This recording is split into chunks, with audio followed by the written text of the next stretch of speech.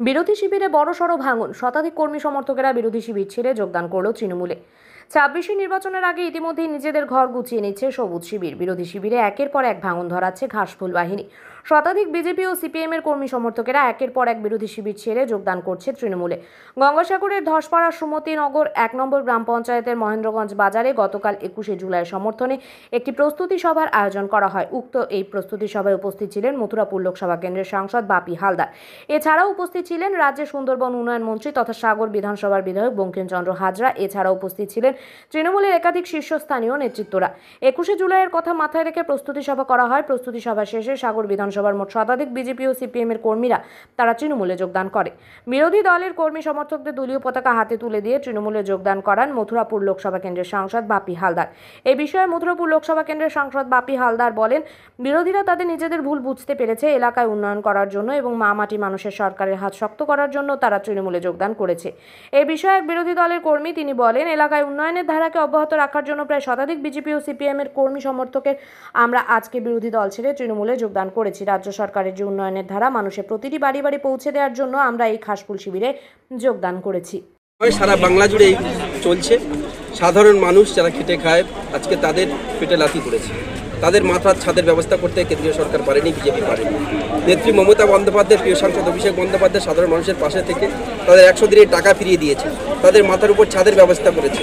রাস্তাঘাট থেকে শুরু করে পানীয় জল সবটা পশ্চিমবঙ্গ সরকার নিজস্ব তৎপরতায় নিজস্ব তহবিল থেকে হচ্ছে। আপনারা জানেন কেন্দ্রীয় সরকারের এই মুহূর্তে প্রায় ২০০০ কোটি টাকার উপরে বাংলার যে ন্যায্য পাওনা সেটা আটকে রেখে দিয়েছে।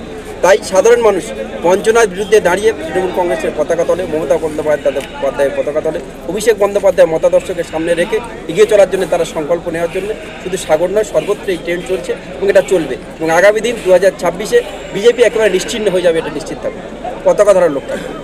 আমি প্রথম ছিলাম মণ্ডলের জেনারেল সেক্রেটারি, তারপর মণ্ডলের সভাপতি এবং জেলার ভাইস প্রেসিডেন্ট ছিলাম।